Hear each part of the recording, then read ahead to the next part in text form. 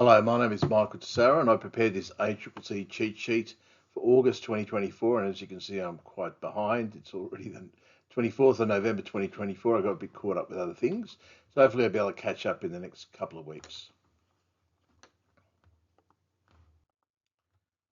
So a bit of background about myself. I'm a competition and consumer lawyer and I've been running my own practice, Tessaro Legal Consulting, for about 18 years, and I help companies and individuals with competition and consumer law issues. Prior to that, I worked at the ACCC for 15 years in a variety of roles, including direct enforcement and the director in charge of the Sydney Mergers and Asset Sales branch. Now, the outline's fairly straightforward. Courts, there have been three interesting court cases in August. A little bit of enforcement action, a little bit of mergers, product safety, a lot of authorisation work. A bit surprising how much came out. Inquiries, consultations, and one other matter. So the court case that came out was against secure parking, and ACCC instituted proceedings a while ago against secure parking for its securest spot representations. And at the time, it wasn't too clear whether secure parking might fight the case or just settle it. And they've decided to settle it and agreed to pay $10.95 million in penalties, which was by agreement. And what occurred was they had the securest spot uh, promotion which they ran, which effectively said to consumers that they were able to secure a spot in one of the secure parking lots if they paid some money and pre-booked it. And Secure Parking actually admitted that between 2017 and 2022, this representation was false and misleading. And the interesting thing about this was there was really, on most occasions, the vast majority of occasions, no efforts made by Secure Parking to actually secure a spot for any consumers. They were sort of running on the principle that there'd probably be spaces available. And as it turned out, a number of consumers had secured a spot, got to the parking station, and there was no spot for them. So it seems a strange thing to put this promotion forward and not to actually have any or take any steps to make sure it actually is correct. So that seemed a pretty big fail by Secure Parking to represent something that really wasn't a reality. The other case that was interesting was ACCC and Hutchinson as CFMEU. It's supposed to be you there, sorry about that. But effectively, the ACCC won in the first instance in this case, and they alleged it was a 45E, which is effectively an agreement between an employer and a union to engage in particular boycott conduct against a third party. It went on appeal, and the full federal court threw out the case on the basis there was no evidence of a contract arrangement of understanding. And then the ACCC sought special leave to appeal to the High Court. I must admit, I didn't think they were going to get special leave because it seemed a strange case to me. When you look at it, there was strong evidence that CFMEU had put pressure on the Hutchinson not to use a waterproofer who was not linked to the union. And so that's a classic 45D, and you don't have to prove a contract arrangement understanding. All you have to prove is two members of the union acting in concert to put pressure on a second party or third party to disadvantage a fourth party effectively. It's a very rough description of the law. But it seemed like a classic 45D, and for some reason the ACCC ran it at a 45E, which meant they actually had to prove contract arrangement understanding, which made it quite hard for them.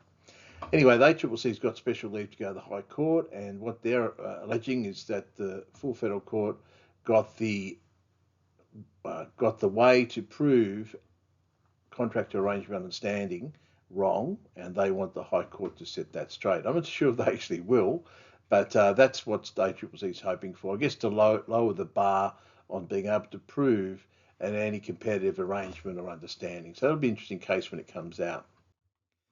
The next case that came down from the High Court was an appeal to it by Productivity Partners against the ACCC, and it was a sort of funny case in the sense that I think Productivity Partners thought they were looking good because special leave was granted, but realistically, this was seen as a vehicle to fix up some case law at the lower courts. So the two issues that went to the High Court, firstly, whether the company Productivity Partners, which is one of these VET training colleges, had engaged in unconscionable conduct in breach of Section 21 of the Australian Consumer Law. And secondly, Mr. Wills, who was effectively the managing director, I think, of the company had been knowingly concerned or a party to the college's unconscionable conduct. And the High Court held that clearly it was unconscionable conduct, so Productivity Partners lost on that. And secondly, Mr. Wills was knowingly concerned or a party to the college's contravention. Now, the key here is there was some case law, I think in New South Wales, which said that the person to be knowingly concerned had to know that the conduct was illegal. And that was the problem. There was case law which said that, I think in the state Supreme Court, and there was federal court case law which said they only had to know the essential elements or essential matters of the contravention. And so this really went up to the High Court, I think, to resolve this conflict between the lower court authorities. So as you can see there, it has been proved that he knew the essential matters which together made up the conduct characterised and unconscionable, and that he participated in that contravention. By reason of Mr. Wills's knowledge and conduct being attributed to site was also knowingly concerned in the college's contravention. So the key thing there is it wasn't necessary to prove Mr. Wills knew that the conduct was in breach of the unconscionability provisions of the Australian Consumer Law to be found to be knowingly concerned. So that's important clarification of the law. I might do a separate video about this case once I actually get through the whole case. I haven't read it all yet. The next one was a follow-on from some undertakings given earlier by Optus and Telstra, which it came to light that basically each of these three telcos had agreements with Google, whereby Google's Chrome would be the default search engine on their mobile phones. And obviously Google initiated and entered into these agreements and paid TPG a lot of money since 2018 to be default and pre-installed and default search service on Android devices. And I guess the ACCC took a pragmatic approach. It got an undertaking to stop the agreement and not to enter into future agreements with Google, thus opening up the market to potential competition. I guess you could have sued everybody here, but I guess that would have taken a long time, and the benefits of competition wouldn't have been realised by consumers in the meantime. So again, this is ACCC having to weigh up litigation versus quick, effective action through an undertaking. There wasn't a lot of merger action. This is a Louis Dreyfus proposed acquisition of Namoi Cotton, and there's another company that's also interested in buying Namoi Cotton. So they're both approaching the ACCC, trying to give undertakings for divestitures to get over the line. And Louis Dreyfus has got ahead of, I think it's Olam, in proposing this divestiture. So effectively, ACCC has confirmed that they won't oppose Louis Dreyfus acquiring Namoi Cotton, as long as they do two things: divest shares in Proclass Proprietary Limited and terminate a joint venture with WANT Cotton Proprietary Limited. And they obviously was concerned that the merger between Louis Dreyfus and Namoi would substantially lessen competition and supply of cotton ginning services in the north of Western Australia and Northern Territory. So that meant that the joint venture had to be terminated to stop that likely occurrence. And also they were concerned the proposed acquisition would be likely to substantially lessen competition supply of cotton lint classing services. So that's the reason why they have to divest their shares in Proclass Proprietary Limited, which was a lint classing services.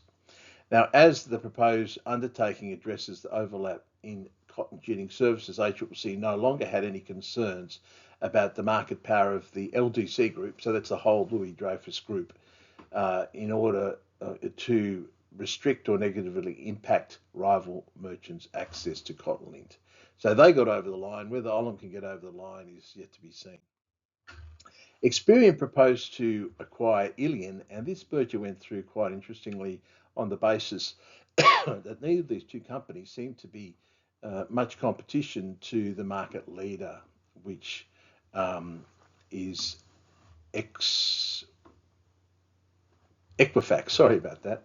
So as you can see here, the acquisition of consumer credit reporting services in Australia, as well as other services, credit decisioning software solutions, marketing service, categorization solutions, etc., identity verification services.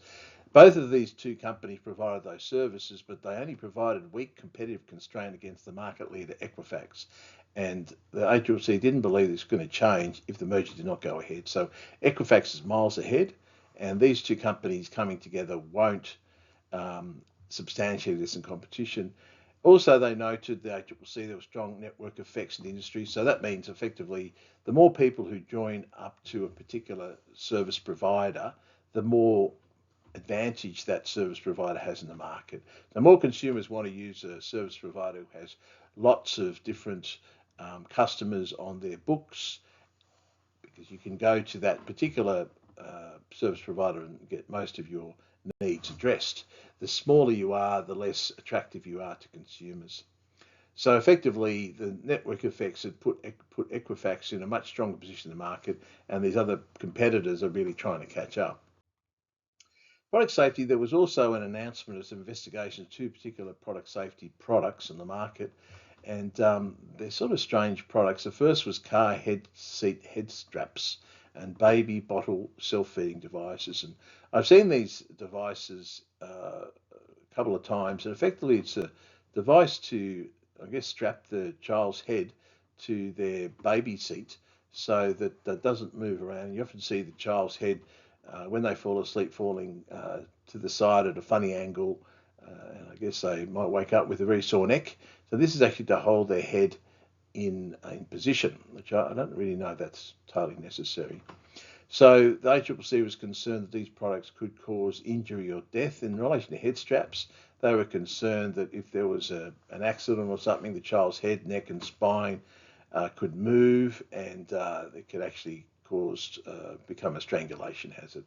The other products were also somewhat surprising. I've had 4 kids, and I must admit I never came across any of these type of products when my kids were younger. But self-feeding pillows, which are often referred to anti-spitting pillows and hands-free baby bottle holders.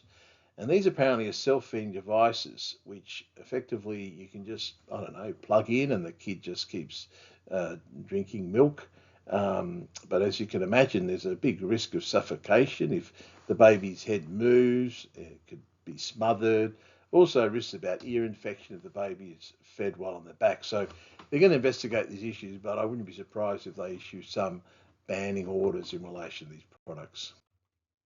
Authorisations. Now, there's a lot of authorisation activity in this month, and it's somewhat surprising. The first was the cash in transit. This all comes out of Linfox's and Armaguard's effectively announcing that it was going to go broke and there would be nobody left to transport cash around the country. And it'd been a bit of disaster. I won't go through all the details, talked to it about a few times. It seems to me that, Armaguard may have told the ACCC a few things that weren't entirely accurate in the past, and they let this merger go through, and maybe that was a mistake, but I don't think it was ACCC's fault. Here, the ACCC has now issued a draft determination proposing to grant authorisation for all the bankers, the Australian Banking Association, the member banks, and also large industry participants, that's Coles and Woolies, to get together to try and work out some way to keep cash transit services operating in Australia. And there's a big cash injection, I think, being kicked into Armaguard, and also allow the parties to implement business continuity measures in the event or in the reasonable anticipation of a suspension, disruption, or exit of Armaguard's cash and transit services. So it's pretty dire, really. It might be a case where cash can no longer be transported securely, and that'll have a big impact on the economy. This was a funny one. I didn't quite understand this, but the shared dental practices, the ACCC proposed to grant authorisation to the Australian Dental Association and its members to continue to make and give effect to contracts, arrangement, understandings between 2 or more dental practitioners on the fees to be charged for dental services provided within a practice where the parties operate in a shared practice and at least one party is a member of the ADA. So it's, I guess, authorising a price fix between 2 members who are in a practice. It just seems to me that they're probably competitors. Dentists tend to operate on a sole basis. So effectively it's allowing some limited level of price fixing where they're in a shared practice as long as one member is a part of the ADA. I can't see there's much public benefit in that at all. So I don't know why that was authorised. Next one, floor recycling. This is one where there is a lot of public benefit by the looks of it. ACCC granted Resolute, or proposed to grant authorisation to Resolute to establish establish and operate a voluntary industry-led product stewardship scheme. And basically, they're going to collect and recycle resilient floor waste. Apparently, there's 60,000 tonnes of resilient floor waste generated each year in Australia. It all goes to landfill. There's no industry-wide scheme for collecting all this resilient flooring, and this scheme will bring that in. So it's significant environmental benefits so they can prevent all this flooring from going to landfill. Now, the way the scheme will work is effectively there'll be a levy of 15 cents per square metre, which the consumer will pay, and it'll be clearly identified on the invoice. And so all the levy goes together to fund a process for collecting and recycling all of these particular products. So that sounds like a very positive thing. And I guess the ACCC's main consideration is what the impact of the levy would be on consumers. So they conclude at the end there that the levy was unlikely to materially impact competition and represents a minimal proportion of the total cost of retail flooring. Then there was infant Formula One, and this was another sort of strange one. The ACCC granted interim authorisation to the Infant Nutrition Council to enable this particular agreement they have called the Marketing in Australia of Infant Formula Manufacturers and Importers Agreement. And effectively, this agreement is a voluntary self-regulatory code of conduct which seeks to restrict manufacturers and importers of infant formula from advertising or promoting infant formula for infants up to 12 months of age. Now, I can't see how that's a good thing. I don't really understand how that's a public benefit to anybody. And the other complication with this particular one is the Department of Health and Aged Care published an independent review of this particular agreement some time ago, which concluded the agreement was no longer fit for purpose and recommended it be replaced by a stronger regulatory framework. So what the government sort of said is they don't like this agreement and it needs to be regulated by legislation. So I don't quite know why it's being given interim authorisation. I guess they're trying to argue that their agreement can be toughened up and retained, and there's no need for regulatory framework to be introduced. I think they're pushing uphill there. But I think the other thing is I don't quite understand the public benefit arising from preventing advertising and promotion. I don't quite get it. Okay, Catholic Healthcare Australia was also granted an interim authorisation, and it enabled Catholic health members to continue with data sharing and collective bargaining arrangements. So that makes sense. They're allowed to share the data that they get from various customers, which I guess will assist them in providing their services. And also they can bargain together against or bargain as a group with insurers. But then there was an interesting element of it to engage in a limited collective boycott of large suppliers in certain circumstances. And this conduct was agreed before, so there's actually an authorisation of a collective boycott. That's quite rare, allowing companies to collectively boycott. And then it says at the end there, interim authorisation does not extend to the proposed boycott of major private health insurers. So that surprised me a bit. I must admit I know nothing about this, so I won't claim to know very much. But it seems to me that if you're going to allow a collective boycott, you want to allow that in negotiations with large players, not small players. And the inference here seems to be that they're allowed to engage in limited collective boycott of large suppliers. Maybe they're large suppliers of other services, I don't really know, but they're not allowed to collectively boycott major private health insurers. I don't get it. Anyway, another authorisation was of offshore electricity infrastructure. And this was actually an application made by a government department. So as you can see there, the Department of Climate Change, Energy and the Environment and Water, it's a mouthful, decided to apply for an authorisation in relation to the operation of renewable energy businesses in overlapping geographic areas in various feasibility licenses under these two bits of legislation. So this is an interesting one. Again, it seems to be all about trying to facilitate the introduction of renewable energy into Australia and allowing organisations to work together to try and facilitate various infrastructure projects. So that's a quite interesting one. I think that's the thing. The ACCC, quite apart from anything else, has quite a lot of scope under its authorisation powers to consider environmental benefits and to allow collaboration. So it already has that power, which a lot of other countries don't have. Air services, the ACCC decided to go out to the market to ask what people thought about these proposed increases to various pricing by air services. And as you can see, there are various things on en route navigation, terminal navigation, etc. So there are various prices there. And so seek comments from various groups, I think primarily from the airlines as to whether these prices are reasonable. Fuel, there was also inquiry and consultation in relation to fuel. And it was interesting, they have the usual information there about the way pricing is working. But the key issue in this particular media release was just to encourage motorists to use the various fuel apps, fuel price apps that are available. So they're really encouraging people to use the apps, find the lowest prices. They said they're up to 40 free to use fuel apps, so there's no excuse really not to use them. And also to be aware that they're petrol price cycles. So during the course of the week, there's certain days where it's cheaper, up to 30% cheaper.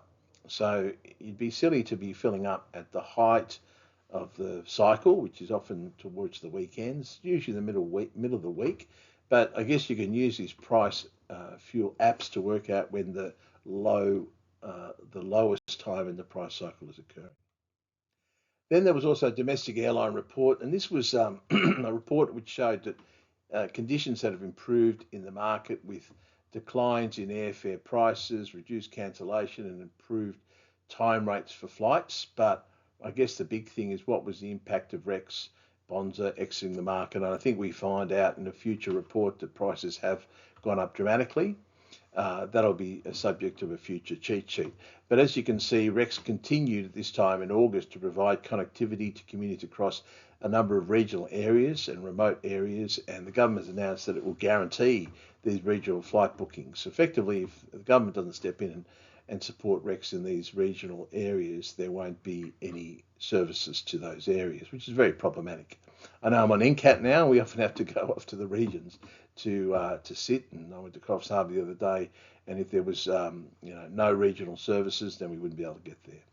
While Bonza and Rec provided relatively limited capacity on metropolitan competing routes, exit of both airlines on these routes may mean that consumers face higher airfares and reduced choice for domestic travel. So they weren't, these guys tried to fight, Qantas and Virgin and Jetstar on these bigger routes, which are very, very profitable.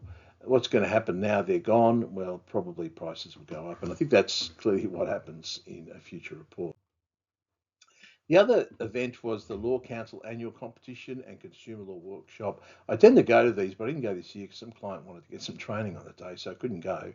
So it was an important one in the sense it was celebrating the 50th anniversary of the Trade Practices Act, which is sort of a bit funny since the Trade Practices Act doesn't exist anymore. But I guess we still want to celebrate the insights and I guess it's really Lionel Murphy's baby, the Trade Practices Act. Great bit of legislation.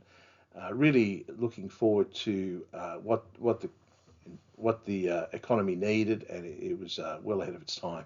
So we're celebrating that this year, and obviously that event was partially to celebrate that. Gina Gottlieb spoke about a few things. She tends to be more measured than the previous chair, I think, Rod Sims at these events, and much more measured than previous chairs such as Graham Samuel, who often used to say very controversial things at these particular speeches. But she just outlined the achievements of the previous 12 months. Clearly, the total fines and penalties awarded exceeded 100 million, the highest total ever achieved in one financial year for competition law breaches. And when you add in the consumer law breaches, there's a lot more money there. Just to remember, the ACCC doesn't get any of this money. It all goes to consolidated revenue. Also talked about the merger reforms, which obviously now I'm talking in November, have actually been passed and gone into the Parliament and been passed. So it's a big change, and that's something that I'll be talking about in more detail further on. Digital platforms, just waiting to see what the government's going to do. I don't know, I think just to get stuck into this issue full on. It's just a great issue. I think Albanese might need these issues if he's going to get re-elected. He should go hard on all this competition and consumer law stuff, particularly the digital platforms. Reforms. Sustainability is something she spoke about, and I guess the sustainability guidelines have come out, and that's going to be a big area of discussion and activity for the ACCC in the coming year. And she talked about some new functions. So clearly the Murray-Darling function in relation to the water rights, and also the supermarket's a big new role there. So it was a pretty busy month. I guess the secure parking matter was a strange one. How companies continue to make representations about things which are just totally false, just taking a chance that I'm going to get caught or something. I don't know. So that seemed like a major fail for such a large business. The special leave application for Hutchinson and CFM UK surprised me. I didn't think they'd get it. And I'm wondering if they're going to get some really cool case law out of that. I just wonder whether they are. It doesn't seem like a great vehicle on contract arrangement and understanding, and I can't see the High Court wanting to give case law guidance on boycotts. So I don't really know why they gave special leave there. Productivity partners, people have been banging on, that's a huge decision, it's going to change the world. I don't know if that's really right. You had two conflicting sources of authority, one in New South Wales, one in the federal court. Now it's been clearly resolved on the basis that have to know the essential matters, but you don't have to know it's a breach of the Act to be knowingly concerned. I don't know if it's that earth-shattering, but anyway, I might look at it in a bit more detail in a future presentation.